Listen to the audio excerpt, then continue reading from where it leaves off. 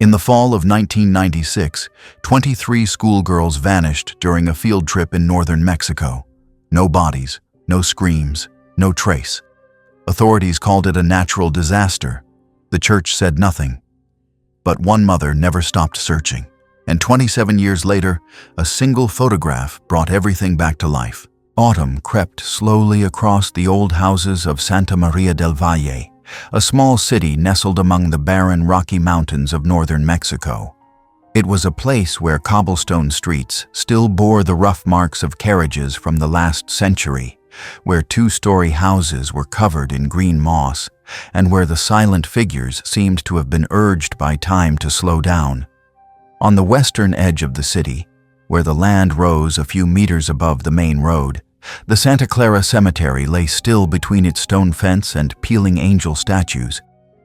Few people visited except for one day a year, September 13th, the day María Estrella always came, without fail, for the past 27 years. Today was no different.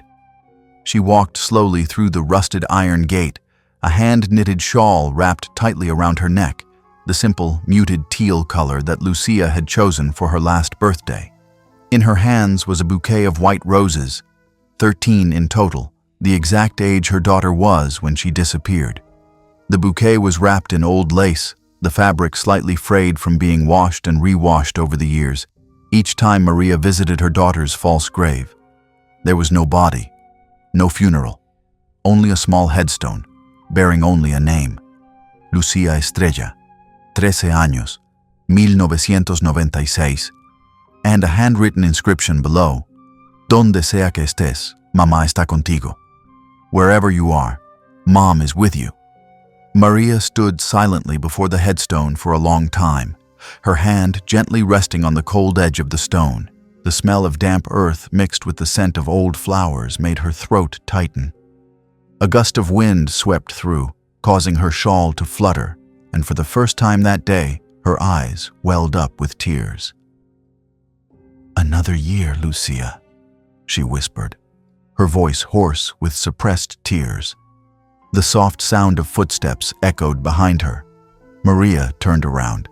It was Josefina, the cemetery caretaker for almost 30 years. Her hair was snow white, neatly bunched at the back of her head. Small in stature, she stood firm as an ancient tree in the wind. "I knew I would see you today," she smiled kindly, carrying a wicker basket filled with a few wildflowers. María nodded, trying to keep her voice even. How could I ever forget this day? They sat together on a stone bench nearby, where the eucalyptus trees cast shade over Lucía's plot. Two elderly women, each carrying their own memories, shared a silent, wordless space. "You know," Josefina began, her gaze drifting far away over the mountains. "I still remember that morning, when I heard that an entire class had vanished into thin air. I thought there must be some mistake. How could an entire class leave no trace?" María clenched her hands on her lap. "They said the children got lost in the forest, were swept away by floods, or were kidnapped. But there were no bodies, not a drop of blood. No one heard a cry for help. It was as if the children had never existed." Josefina didn't respond. She knew well. The pain of losing a child wasn't a single shock, but a series of days survived in desperate hope amidst denial from the community and the law.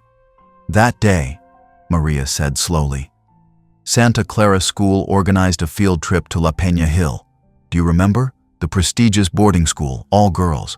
I remember making Lucía wear a thick jacket because I was afraid she would get cold. She grumbled all morning. She chuckled, but the laughter died immediately, leaving behind the twisted smile of a mother still imagining her daughter's voice echoing in her memory. In the afternoon, there was a phone call. The whole class was missing, without a trace. They blamed the teacher, Herrera, but he disappeared too. A stronger gust of wind swept through. Dry leaves fluttered down. On the headstone, a rose petal fell from its stem. María leaned down, adjusting the bouquet. Her hands trembled, whether from age or from overwhelming emotion, it was hard to tell. She took out a small, faded wool scarf from her inner pocket and placed it on top of the headstone like a prayer. "No one believes me, Lucía. They all say I'm obsessed, that you're gone, so I should let go. But I know you would never leave me like that."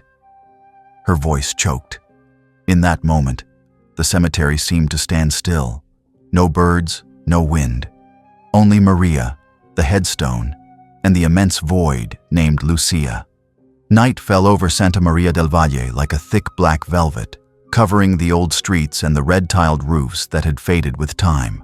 In María Estrella's small house, the living room was illuminated by a table lamp with an amber lampshade. The scent of dry pine and cinnamon from the incense she burned every night still lingered in the air, along with the slow ticking of an old wall clock. Maria sat at the wooden table near the window. Her reading glasses slid down her nose, flipping through a dusty album she had accidentally found while cleaning out the drawer under the stairs. The album had a dark brown leather cover, once belonged to Lucía, and contained school photos, handwritten letters, and birthday cards from classmates. Each photo was a slice of memory. Innocent faces, gray uniforms, smiles that had not yet known the harshness of life. Maria followed each photo, her eyes lingering longer on the image of her daughter, Lucía, bright eyes, high ponytail, tilting her head and smiling in the schoolyard sunlight, until she stopped at the group photo taken 2 weeks before the disappearance. At first, Maria didn't notice anything unusual. It was a faded color photo, showing the entire class standing in front of the Santa Clara school grounds. Lucía was in the front row, arm in arm with a classmate. Teacher Herrera was on the left, with a gentle smile and eyes that always held something distant. But then, Maria's eyes were drawn to the right corner of the photo. A man, standing further away, almost hidden behind a small bush. He was wearing a long black cloak, high stiff collar, holding a thin notebook. The face was unclear because he was bowing his head, but the figure and the priestly collar made Maria pause. This man was not a teacher, nor a parent that she remembered. She sat up straight, her heart beating faster than usual. Her hands trembled as she brought the photo closer to the light. The shadow cast from the tree behind obscured half of the man's face, but one thing stood out. A red rosary wrapped around his left wrist, unlike any she had ever seen in the local church. Maria put the photo down, took off her glasses, wiped her eyes, and looked again. No, this was not imagination. In all the times she had reviewed the old photos, she had never noticed this man. He was not mentioned in any investigation reports, not on the list of teachers, staff, or guests. And suddenly, like a thin thread pulled from a dusty ball of wool, intuition enveloped her again. Who was he? And why was he there that day? Maria got up, the photo still in her hand, and walked towards the old oak filing cabinet. She opened the bottom drawer and took out a tin box containing photocopies of Lucía's case file, copies that a young police officer had secretly given her years ago. The pages were yellowed, typed in an old font, containing names, dates, descriptions of events, and a list of those present on the trip. She flipped through each page, searching for the supervisors and escorts section. Teacher Herrera's name appeared clearly. Nurse Leticia, Principal Beatriz Mendoza, all were fully recorded, but apart from them, there was absolutely no one else. No priest, no spiritual support, not a single name that could fit the strange man in the clerical collar in the old photo she had been scrutinizing for several nights. Maria frowned. She tilted the file so that the light from the window shone diagonally on it. On the lower edge of an old printed page, the words in purple ink were almost completely faded. It seemed to have been written hastily and then deliberately erased by someone with something that discolored the paper. But a small fragment could still be read. Only 2 letters, R.O. Next to it was a note that was almost impossible to decipher. Contact Santa Esperanza. Follow-up notes later. Santa Esperanza. Maria's heart suddenly beat faster.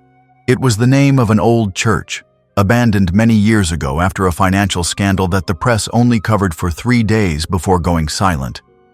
She had once glanced at the name while reading about local religious history to learn about the organizations present around Santa Clara School. At the time, she hadn't paid attention, but now it appeared like an indication. And who was R.O.? A premonition crept over her like cold needles. She took out her phone, quickly finding an old news item saved in a screenshot from a forum about missing persons. Scrolling down. In a comment that had been almost completely deleted, an anonymous user had once mentioned a priest involved in many shady dealings concerning children. That person's name was Ramiro Ortega. She sighed, but something strange stirred within her. Anger. Anger at herself for not paying attention sooner. Anger that the truth, however small, may have been obscured by pain, by the blindness of despair. The next morning, Maria called 3 parents who had been close to her before the tragedy. Yolanda, Karina's mother, Francisco, father of little Ana, and Graciela, the adoptive mother of the twin sisters in Lucia's class. The conversation was not easy. "No, I don't remember any priest going with us that day," Yolanda replied after a moment of silence. "The man in the clerical collar?" "No, the field trip was an extracurricular activity, with teacher Herrera, the school nurse, that's all," Francisco added, his voice cautious. Graciela, after a long silence, sighed deeply. "Maria, back then, everyone was distraught. My daughters, your daughter, we all lost. Maybe we missed something. Maybe." Her voice trailed off. "You still have the photo?" Graciela asked. Maria hesitated and then replied, "I'm looking at it now. Perhaps you should give it to someone who knows how to reread the things we inadvertently overlooked back then." In the evening, Maria sat alone in the soft darkness of the living room. The photo was on the table next to a cup of cold tea. Outside the window, the wind began to blow through the eucalyptus trees again. She thought about the man in the photo, about why he was standing there, close but deliberately separated from the crowd, about why no one mentioned him, and about the intuition in her heart, the intuition that had never stopped stirring, not for a single day, for the past 27 years. Something had been hidden, not by time, but deliberately. Maria got up, took a pencil, and wrote quickly on the back of the photo, "Man in clerical collar, unidentified."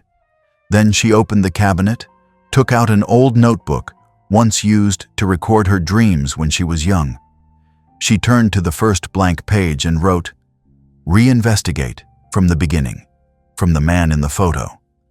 And under the weary golden light, María Estrella, the mother who had been considered delusional, an obstinate old woman, officially began the journey that society had dismissed for too long, the journey to find the forgotten truth. The Santa María del Valle Provincial Police Station was nestled along the main road leading into the highlands. With its peeling facade and stone steps sunken deep from years of sun and rain, it felt less like a place of law enforcement and more like a relic, a forgotten block of memory. Behind the heavy wooden door was a small hall filled with light from the windows, where María Estrella was waiting, clutching her purse tightly on her lap. A young police officer, not yet 30, approached. He was tall, with bright eyes and a hesitant politeness, as if he wasn't used to talking to an old woman carrying an old case on her shoulders. "You're María Estrella?" he asked. "Yes." "Is Chief Rafael still working here?" The police officer shook his head slightly. "He passed away last year." "Did you come about the disappearance in 1996? Maria nodded, her eyes not leaving the photo wrapped in plastic. "I need to review the entire file, if possible." He hesitated, then said softly, "My name is Diego. I've heard about this case. When I was in police academy, it was called the only completely unexplained disappearance case. No evidence, no living witnesses, no charges filed, almost classified as uninvestigable. But, Maria looked up, her eyes seeming to scan right through the young man. Diego swallowed hard. But I also found it strange, so if you don't mind the dust and the time, we can try to find what's still stored in the old archive. The archive was located behind headquarters, in a low-ceilinged room with the musty smell of scrap paper and rotting wood. The filing cabinets were lined up side by side, each drawer numbered and stamped with faded colors. Diego put on gloves and began searching the files from 1996. Maria stood by, her heart heavy as she saw the other files neatly arranged. Accidents, thefts, murders. Some cases had been solved in just a few days. And Lucia's case? 27 years, still nothing more than a ghost. "Here it is," Diego said, pulling out a gray cardboard box. Inside was a jumble of documents, initial investigation reports, crime scene photos, handwritten notes, and torn pages. Diego carefully spread each sheet on the table. Maria watched intently, and the first thing that surprised her was that some passages had been crossed out with black ink, names of people, times, even quotes. "Why was this erased?" she asked, her voice hoarse. Diego frowned. "I'm not sure. Maybe it was edited for submission to a higher level. But this much erasure is not normal." One report made Maria stop. A photo of teacher Herrera, Alonso Herrera, pasted in the upper corner, along with a brief bio. 35 years old, literature teacher, working at Santa Clara since 1991. Personnel records noted him as dedicated and loved by his students. But the last line of the file had a handwritten note, small and slanted. "Maybe investigating Santa Esperanza Church. Do not share information with the press." Maria felt blood rush to her throat. "Diego," she asked, "did anyone else know about the Santa Esperanza Church?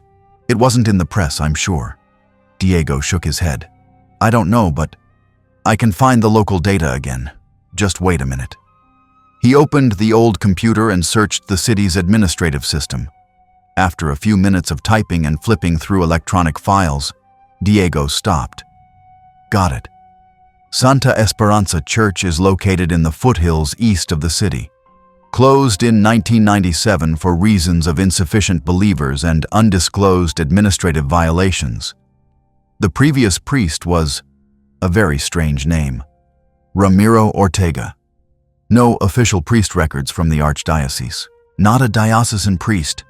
Maria stiffened. "Ortega?" "Yes." Diego turned the screen around. On it was a scan from the land registry. The land of the Santa Esperanza Church was in the name of an individual, Ramiro Ortega.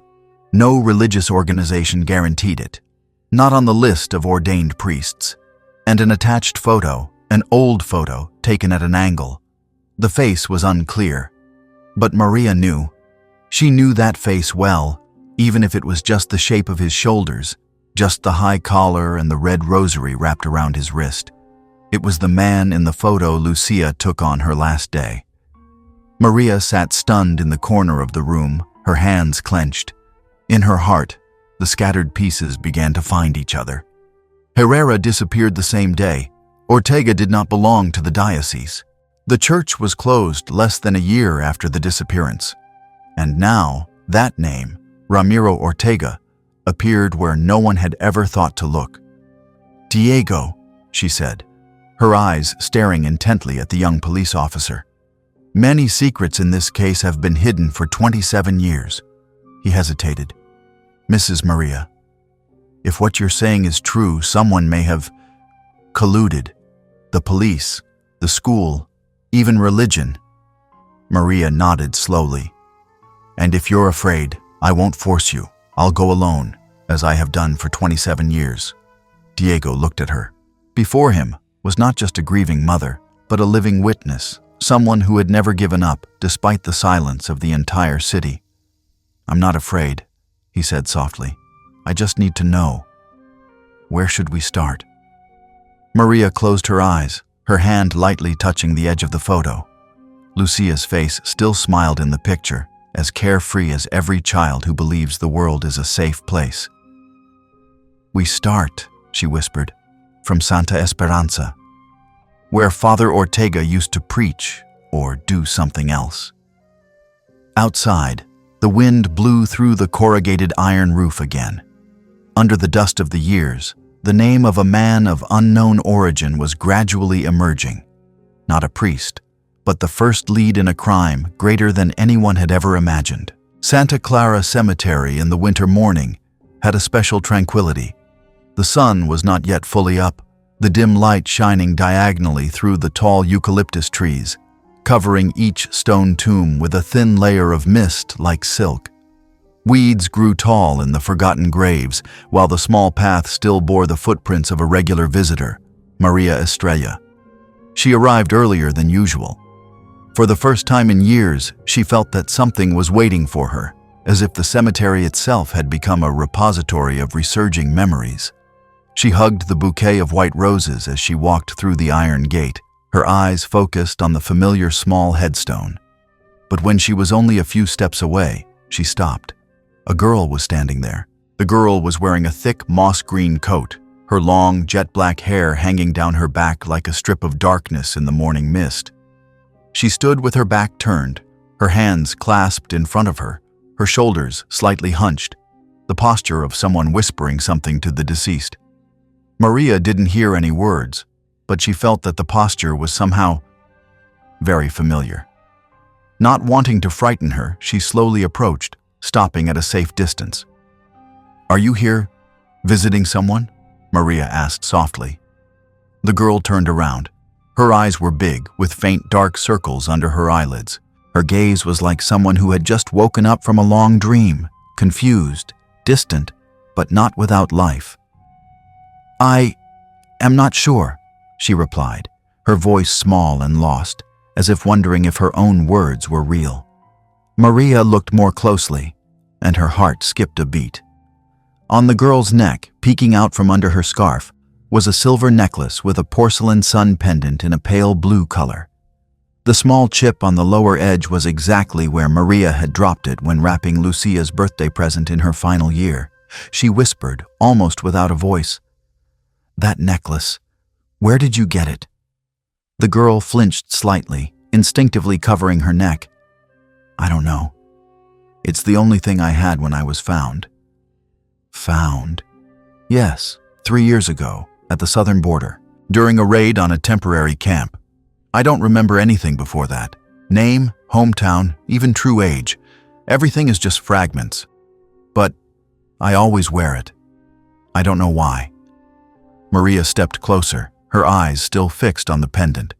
Her heart beat fast, not because of the hope of finding Lucia again, but because of the feeling that something deeper, something greater was emerging. "What's your name?" she asked. "Isabella," the girl replied. "My name was reassigned according to temporary identification papers. But once I met an old nun. She said the name sounded familiar. It used to be a student's name at a boarding school, somewhere far away." Maria paused. That name, Isabella Cruz, was the only name on the student list that year that no relatives claimed. "Isabella," Maria repeated, her voice choking. "You may have studied at Santa Clara, boarding school, my daughter's class, Lucia's class."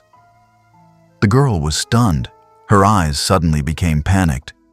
"Santa Clara, that name, I have heard it in a dream." Maria sat down on the stone bench near the grave. Her hands trembled as she opened her wallet and took out the class photo from 1996. "You, look," she held out the photo. "Do you recognize anyone? Anyone at all?" Isabella looked at the photo for a long time. Her eyes suddenly stopped at one face, Lucia. This girl," she pointed. "She hugged me, said something, very urgently. That night I was crying. It was very dark. I remember the smell of medicated oil. And another cry. Then she took off the necklace and put it in my hand. She said," Isabella's voice broke. She said, "If you survive, please bring this back to my mother." Maria dropped the photo from her hand, not even realizing that her tears had fallen. "That's Lucia," she whispered. "That's my daughter. She knew she couldn't escape. But she chose you. The girl stood silently. A strong wind blew through, scattering a few yellow leaves. The sound of the wind whistling through the graves was like a distant call from time. Maria. Isabella called her name for the first time, her voice trembling. There's a name that scares me every time someone mentions it. I don't know why, but it chills me to the bone. What's the name? She replied, as if pulling it out from the deepest buried memory. Father Ortega. Both women stood silently in the wind. Everything seemed to stop, and time withdrew from the space, leaving only pain, truth, and the ghost of memory. An hour later, they sat in a small cafe next to the cemetery. Isabella clutched her mug of hot cocoa tightly, her eyes fixed on the crack on the wooden table. Maria, on the other hand, stared intently at the girl, as if trying to determine once again whether what she was facing was a dream or reality. Do you remember anyone else besides Lucía? Not very clear, but there are recurring images. A dark room, with a wooden door, but no handle on the inside. Someone walks by outside carrying chains. And I remember there was also prayer. But not like in a church. It wasn't very sincere. Maria nodded. That's where you were imprisoned. Isabella shuddered. Once I heard someone call my name very clearly. Isabella, run away, hurry. There were footsteps chasing me. And then I fell. After that, there was nothing else. You are the remaining piece of a truth that no one dares to see, Maria said, lightly placing her hand on the girl's wrist. But if you're strong enough to remember, you can bring it all back to light. I don't know if I'm strong enough. Isabella choked. Lucía believed in you, Maria replied. She entrusted her last hope to you. You survived not to run away, but to end the pain that you all suffered. After a moment, Isabella nodded, a light gesture, but containing a world of courage. That evening, Maria recorded the meeting in her notebook. In the margin, she pasted a stolen photo of the Santa Esperanza church from an old newspaper article, where the steeple had partially collapsed after a storm in 2002. Below the photo, she wrote, "The place that once buried prayers and cries for help." And below that was the last line, which she highlighted. Isabella, living witness. Don't let her carry it alone. She knew the real battle was about to begin, but this time, Maria was no longer alone. The Santa Maria Provincial Criminal Investigation Room was located in an old Spanish-style building with thick lime walls and high ceilings, once an educational academy before being converted into a workplace for special task forces. On the glass door of the small room where Maria and Isabella were sitting, the name Investigator Julian Rivas appeared faintly through the twilight. Rivas was not like the detectives Maria had known. He was not gruff, nor did he have the indifference often found in people who were too familiar with murder. He had the eyes of someone who had suffered loss and a voice with the depth of those who understood the price of truth. He sat silently for quite a while after listening to Isabella's initial statement, without interrupting, without urging. When she finished, he simply opened his notebook, crossed out a line with a pen, and looked up. Draw me a diagram of the room where you were held. Isabella took a deep breath, her hands trembling slightly as she picked up the pen. On the blank sheet of paper, the first lines appeared. Not even, not accurate in proportion, but clearly carrying the weight of memory. This side is the hallway, she said softly. There are 2 iron doors. One of them is always locked. Inside is the cell, a rotten wooden floor, a musty smell, low ceiling. On the left is a smaller room. I think that's where they prepared food, or medicine. Rivas nodded, not taking his eyes off the diagram. What do you remember about the exit? There was a wooden staircase leading down. I only went through it once, on the night I escaped. Above it was the podium. I think if I stood underneath, the person above couldn't hear anything. Maria intervened, her voice hoarse but clear. It's the Santa Esperanza Church, where Ortega used to work. Rivas closed his notebook and stood up. I will submit an application for an emergency search warrant. If the statement is true, that place was never a church, but the scene of an organized crime. 2 days later, a search team consisting of 4 police officers, a forensic expert, together with investigator Rivas and Maria, arrived at the gates of the Santa Esperanza Church. The gray stone building stood alone on the barren land, on the outskirts of town, near the abandoned hills that had been abandoned for decades. The bell tower had partially collapsed, the statue of the saint was broken, and the wooden door was almost falling off its hinges. Isabella did not come along. She couldn't, but the diagram she drew was held tightly by Rivas in his coat sleeve, like a living guide. They broke the lock and stepped in. Dust, cobwebs, and the musty smell hit them like a punch straight into Maria's memory. Everything inside was covered in a layer of time's ashes. The wooden pulpit was still there, and as Isabella had said, the space underneath was completely soundproof. "Here," the forensic expert called out loudly. "There's a crack under the podium." Rivas walked over, shining his light.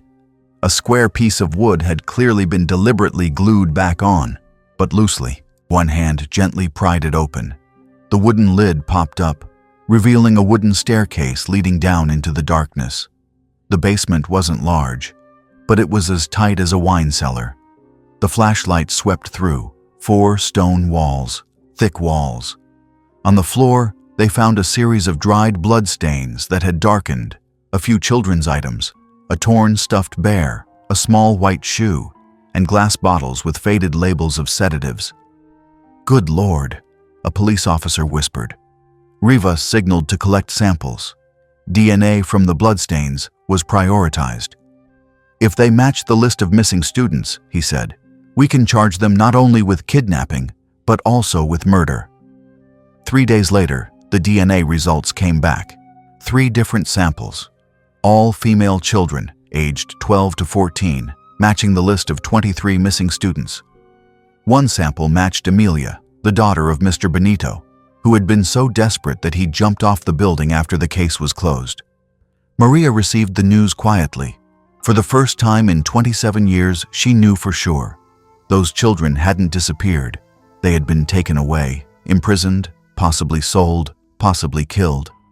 That afternoon, while reviewing the Santa Esperanza monastery records, Rivas received a call from the State Religious Center. A man asked to meet him. He was Gaspar Avila, a monk who had served at the church before being expelled from the diocese in 1996.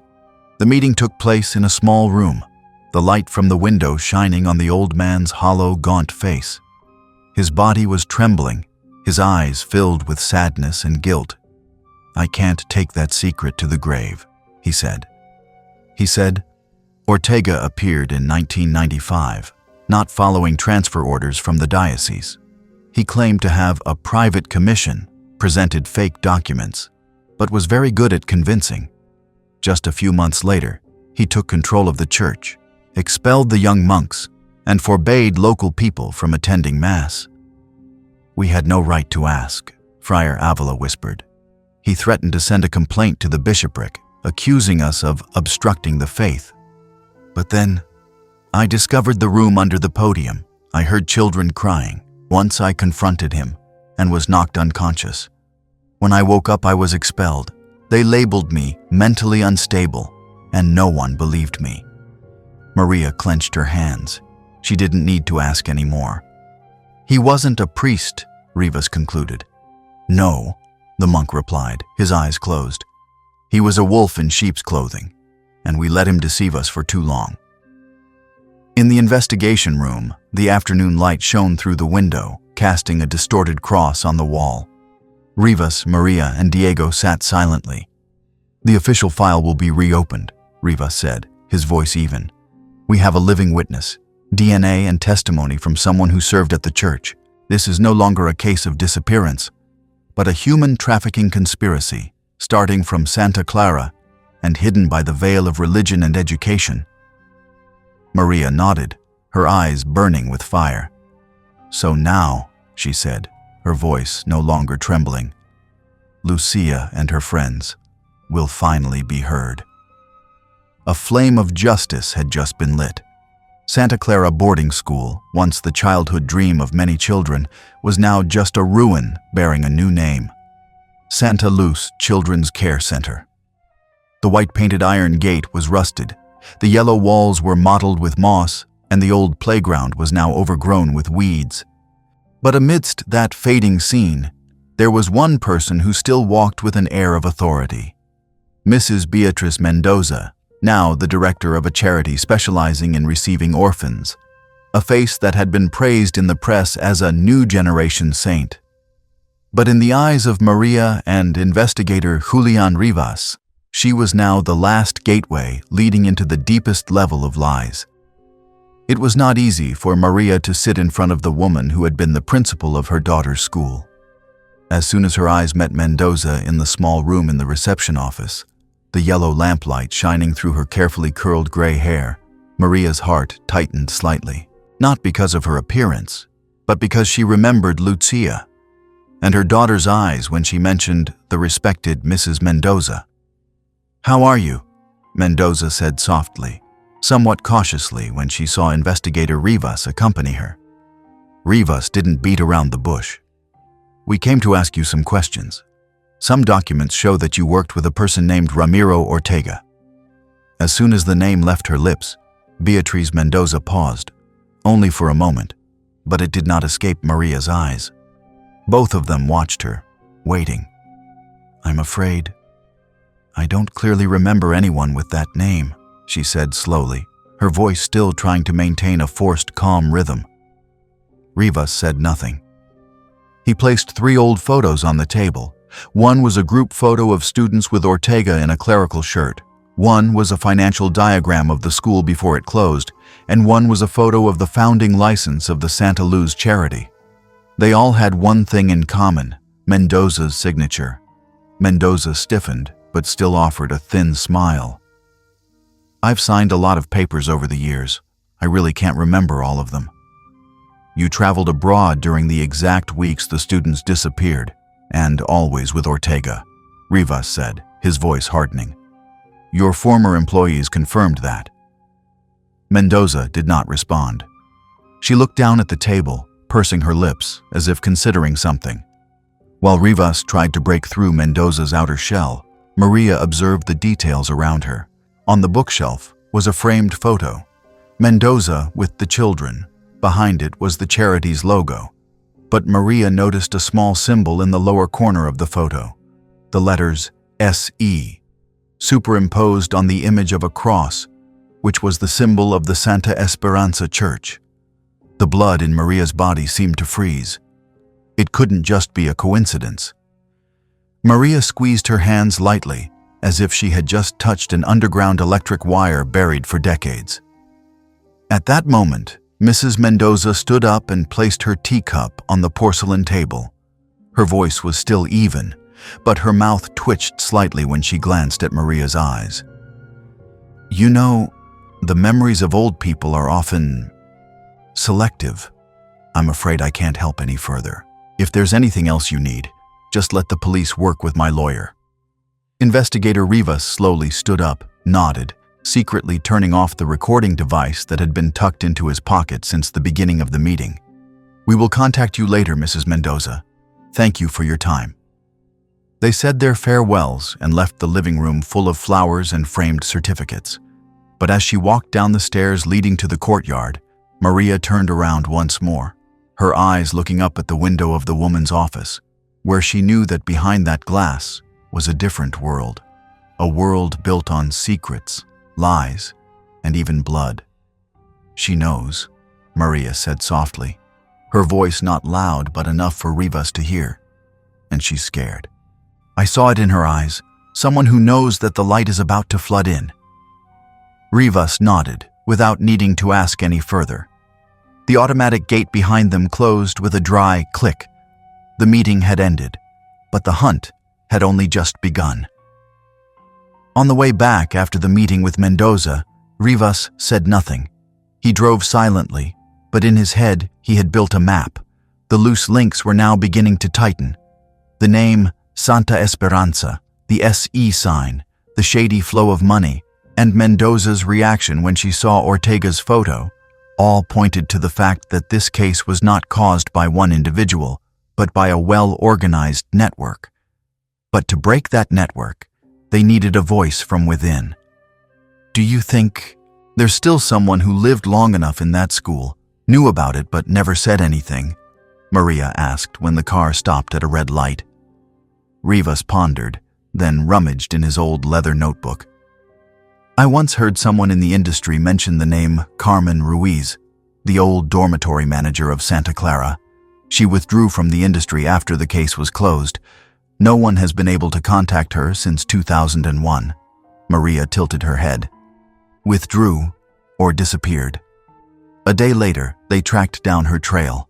Through an old administrative record and a veterinarian who had visited the stray dog shelter in the mountains south of Durango State, Ms. Ruiz lived alone, among pine forests and wild winds, without a telephone, without the internet, as if she had buried her whole life along with what had happened.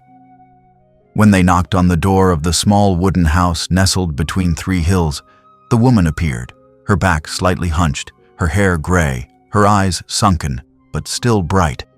Seeing the police, she was startled, but when Maria stepped forward holding an old photo, the photo of Lucia's class that year, and gently said, "My daughter used to live in the school you worked at, and she didn't come back." Carmen Ruiz stood silently for a moment, then nodded slightly. She invited them in. The fire in the brick oven was blazing red, and after many years of silence, she began to tell what should have been said a long time ago. Carmen Ruiz sat on the edge of the wooden chair, her hands clasped together, her thin, sharp fingernails digging into her dry, cracked skin. Even though the fireplace was glowing red, the room still felt cold, as if the house itself knew what was about to be uttered. "At first I thought I was just an outsider," she said, her voice hoarse from cigarettes and silence. "I was the dormitory manager, not in charge of classes, not involved with the board of directors. But I lived in the staff quarters, on the ground floor, right next to the hallway where the female students stayed." She looked down at her palms, as if she still saw blood there. "In the early years, everything was normal. But then, I started seeing things that weren't right. Meetings taking place unusually late, students being called out of their rooms without explanation. Some of them disappeared for weeks and then came back, silent and different. When I asked, Mendoza said they were going to rehabilitation camps, but they never could recount any camp." Carmen paused, pouring a little water from a ceramic pot, her hand trembling slightly.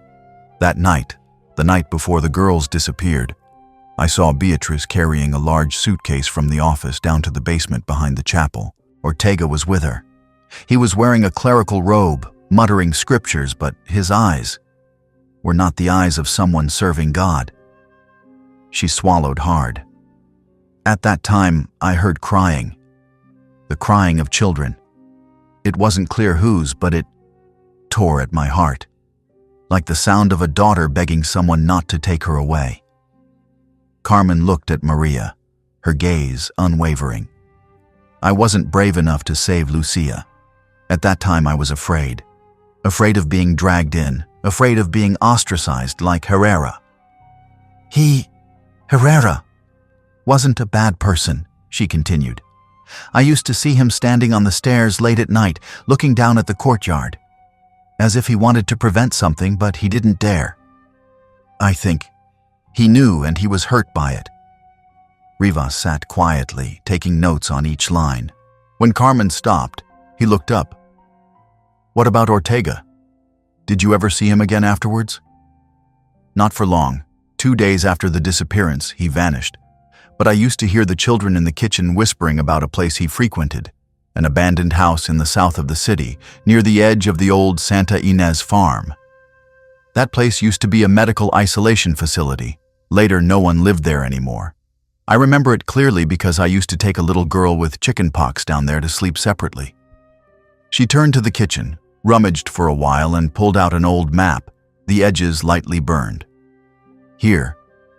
From this point, Turn left onto a dirt road. Go another 2 kilometers to a fork in the road. The house is there. No license plate, no electricity. But if he ever kept the students before taking them away, that's the most likely place. Rivas nodded, thanked her. But Maria was the one who took Carmen's hand when they said goodbye. She didn't say a word of reproach, only one sentence. No one saved Lucía that night. But today, you are helping to bring her back. The house was nestled in the middle of a dry field on the outskirts, more than 10 kilometers from the city. The road in was small, only enough for an old pickup truck to squeeze through, surrounded by thorny bushes and withered vines. The roof was made of corrugated iron, some of which had been blown away by the wind. The wooden windows were nailed shut with rusty boards, and the desolate smell of time covered every broken brick underfoot. Investigator Julian Rivas stopped the car a few hundred meters away. Behind him were 4 special task force members and Maria, who insisted on coming along, even though Rivas had warned that it could be dangerous. But she only replied, "I've made it this far. I won't back down now." Rivas had verified that the house had once belonged to a Honduran, matching what Ortega had stated when he first entered Mexico, but he had never lived here officially. The house had never been checked because it was outside the scope of the investigation 27 years ago. Now, it was the final destination. The sound of the wind whistling through the dry trees created soft whistling sounds, like a forgotten warning. Rivas signaled to split up. 2 people approached the main door. 2 people went around the back. The wooden door was gently pried open with a crowbar. No lock, no alarm. Inside it was pitch black. An empty room, full of dust, with a few rotting mattresses and black burn marks on the wall, signs that someone had burned documents. But when they checked behind the large wooden cabinet, a small passage appeared, leading to a walled-in iron door, locked with a large steel hook. "The last door," Rivas said softly. It took nearly 10 minutes to break the lock. When the door opened, the group entered a low, deep basement, about 4 meters deep, with a bare wire ceiling lamp. When turned on, the light flickered a few times and then stabilized, illuminating a space filled with old files, cardboard boxes, and 2 rows of metal filing cabinets lined up. But then they discovered a man was sitting in the corner, thin, with a thick beard, rumpled shirt. He did not resist at all. He just looked up at Rivas with deep sunken eyes. "Is it finally my turn?" Rivas signaled to handcuff him. "What's your name?" "Baltazar. But before, people called me El Guia, the guide." At the interrogation room, under the cold, harsh light, Baltazar confessed as if he had been waiting for this day for a long time. "I was the driver, the one who carried goods, the one who delivered people. From the church to the border, from Mexico to Guatemala, then Honduras. Each child, each name." "The leader was Ortega?" Rivas asked. Baltazar scoffed. "That fake priest?" "Yes. He was the one who set it all up. But he's dead, killed in an internal settlement in Honduras 10 years ago. No one collected the body. No one buried it. He died the way he lived, in silence and blood." Rivas paused for a moment. "What about the others? Mendoza? Who else?" "She kept the money, managed the paperwork. I just took orders and went, but there were many more. Funders, the adopters from Europe, from the US. A complex network. You won't unearth all of them." "What about the children?" "Some died, some were sold. Some were recycled identities to go elsewhere. Only a very few survived. I don't know everything. I only remember one daughter, the only one who dared to slap Ortega in the face when he was being dragged away." Rivas held his breath. "What was her name?" Baltazar looked straight at him, his voice slow. "Lucía." When she heard the news, Maria didn't cry right away. She just went silent, as if all her strength had been drained. Then, much later, in the small waiting room, when she was alone, she opened her wallet and took out Lucía's photo. The photo of her daughter smiling brightly in her school uniform, holding a small birthday cake. She put her finger on the photo and whispered, "You didn't live, but you saved others. I know. I always knew you wouldn't be silent." The search of the basement found dozens of files, fake birth certificates, passports with the names of different countries, photos of children pasted on foreign documents, documents of foster care funds, all enough to expose a cross-border human trafficking system that had existed for more than 3 decades. The next morning's news on national television repeated the disappearance in 1996 for the first time.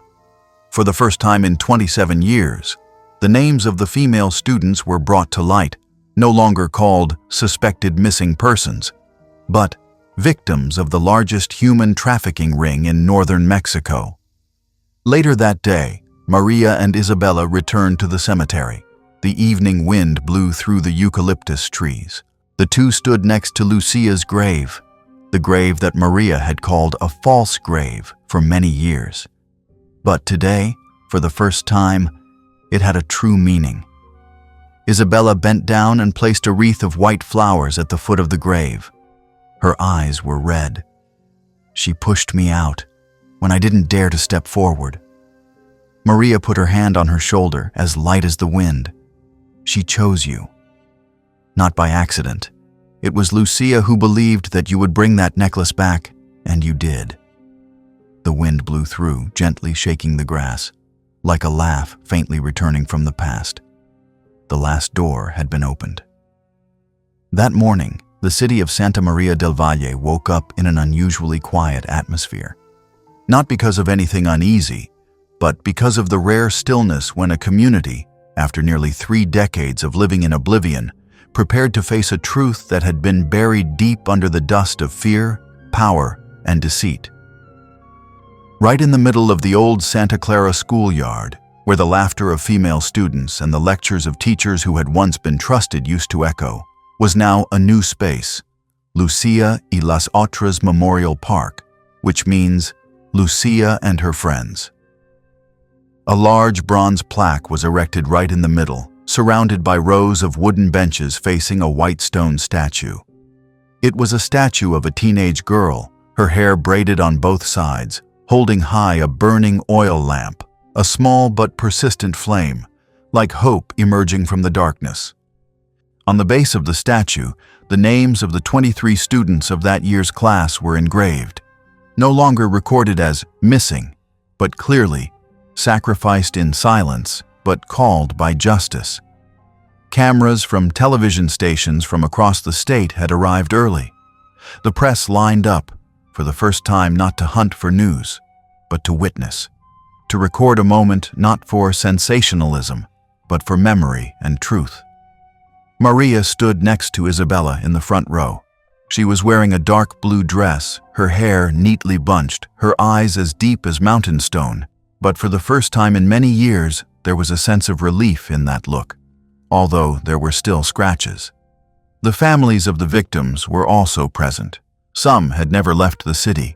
Some had returned from the United States, from Spain after many years of leaving because of suffering. Among the crowd were austere faces, but everyone held hands tightly, as if personal pain, after all, had become common pain, to be soothed together. The memorial began with a short documentary, built from old tapes, photos from the 1996 school year, and accounts from surviving parents. The female announcer's voice rang softly.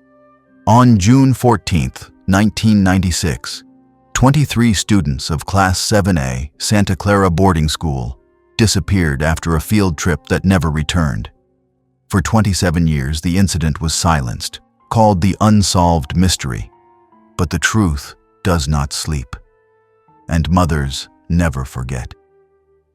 All eyes were on the small stage where a wooden podium was set up. Rivas stepped forward in a dark suit. He didn't say much, just flipped a piece of paper, the official announcement from the Provincial Investigation Office. After more than 27 years, with the coordination of living witnesses, physical evidence, testimonies, and hidden finances, we officially recognize the disappearance at Santa Clara School was part of an organized transnational human trafficking operation led by Ramiro Ortega, with the complicity of some components in education and the local community. His voice didn't tremble, but it died down at the last sentence. We apologize for not doing better, sooner. It was Isabella's turn to step onto the podium. Her long black hair was now tied up neatly, and the silver necklace, Lucia's last birthday gift, sparkled between her chest like a small ray of light. I'm not a hero. I'm just a child who was saved, without understanding why. She choked. Until the day I met Mother Maria. Isabella pulled out an old piece of paper. The edges of the paper were frayed. This is a letter Lucia wrote to her mother, but she never got to send it. She gave it to me on the last night and said, "If you live, please bring it back to my mother." She began to read, her voice slow, intermittent, but clear in each word. Dearest Mom, if you are reading this letter, it means I am no longer by your side. But please don't cry. I was scared. But now I'm not scared anymore. I know they will take me away, but I chose to let my friend run first, because I don't want that friend to disappear like the others. Mom, I love you so much. If I don't come back, please forgive me. And don't stop believing, because one day you will know the truth. From the rows below, no one could stop the tears anymore. The entire schoolyard was immersed in a solemn silence that was heartbreaking. Maria covered her face, tears running through her fingers, but she did not burst into sound. It was no longer pain, but a small rain soothing a heart that had been burned for too long. A minute of silence was declared. Everyone stood up. White flags were dropped from the highest roof. On it was an image of a bird flying towards dawn, along with the line, "We have seen, we have heard, and we will never forget." That afternoon, the sun was not as bright as usual, but strangely gentle. The wind blew gently through the rows of eucalyptus trees, which used to be the fence around the dormitory. Now a new walkway, leading from the stone statue to the open gate. Maria walked along that path, slowly, without anyone saying anything. Rivas quietly followed behind, but then stopped when she stopped in front of the old doorframe. She turned back, looked at the distant city, and said, "Finally, she has been given back her name. Not a number, not a case, but a human being." The wind answered her with a soft breeze. Isabella came to her side, saying nothing, just reaching out and taking her hand. In that moment, Santa Clara, the place that had swallowed the childhoods of so many children, had reopened the door. But this time, it was to step into the light.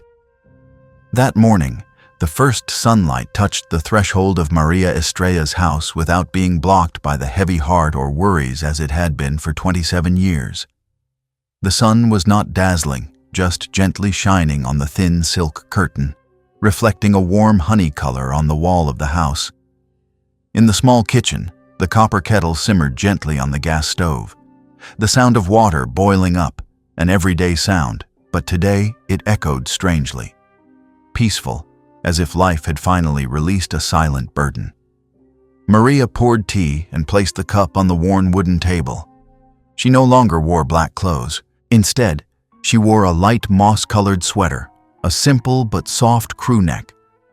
Her hair was tied up neatly, her hands no longer trembling when she touched the old photo that she always kept on the table. The photo of Lucia at the age of 10, wearing a straw hat and laughing as she was being lifted up by her mother in the middle of a garden of white roses. That photo, for 27 years, had been a cut. Now Maria looked at it and saw the light. No longer the face of a lost child, but the eyes of a daughter who had lived fully for something greater than herself. On the table, next to the teacup, was a beige envelope. Without looking at the name, Maria knew who it was from. The handwriting outside was delicate, slanted as if the writer was still relearning how to put trust into the letters. Maria opened the letter. Isabella's voice rang in her head like a cool spring breeze. "Mother Maria, I just started my first job at an organization called Camino de Luz. They help people who have been trafficked, who have lost their identity like me. Every day here, I remember Lucia. I don't remember her face clearly, but I remember the way she looked at me that night.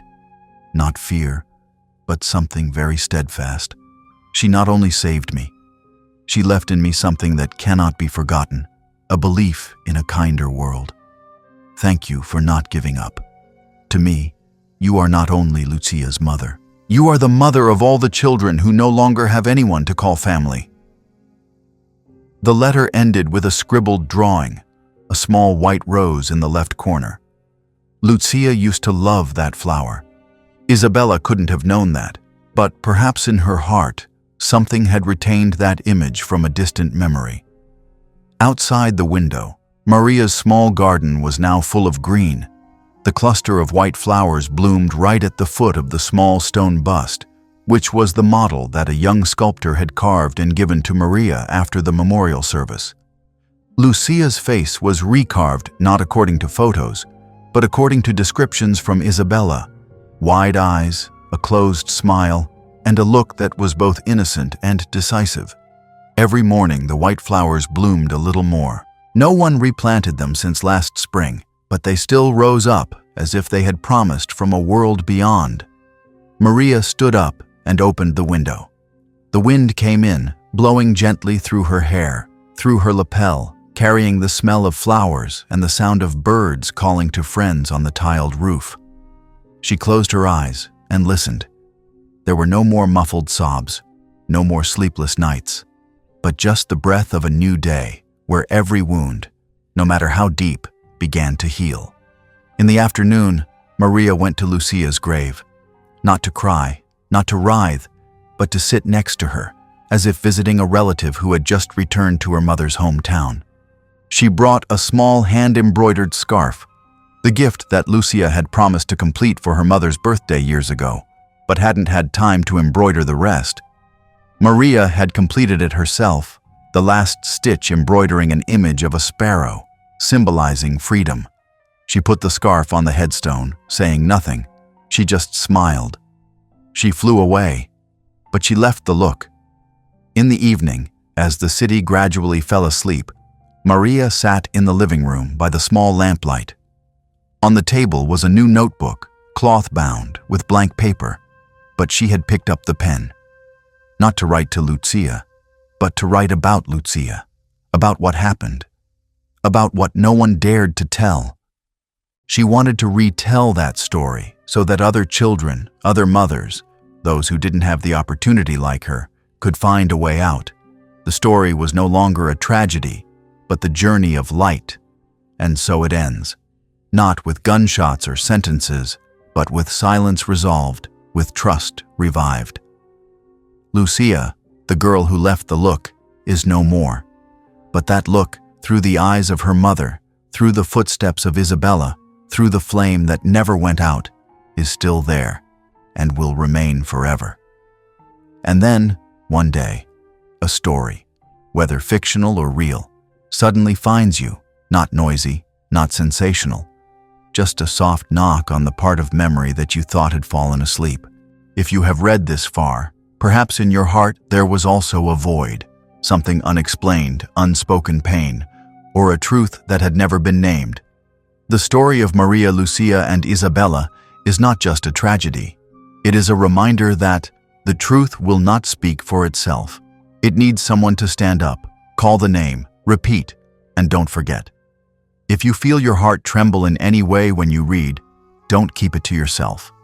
Share this story via WhatsApp with a friend, someone who once believed and then was hurt, someone who once got lost in silence, or simply someone who needs to be reminded that, in this world of many lies, there are still sincere voices, just needing someone to listen.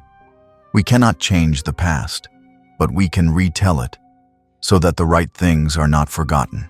Send it away, not just a story, but a candle, lit at the right time for someone who is quietly suffering in the darkness. Share it today, because sometimes a timely story is the only umbrella that someone is hiding in their heart.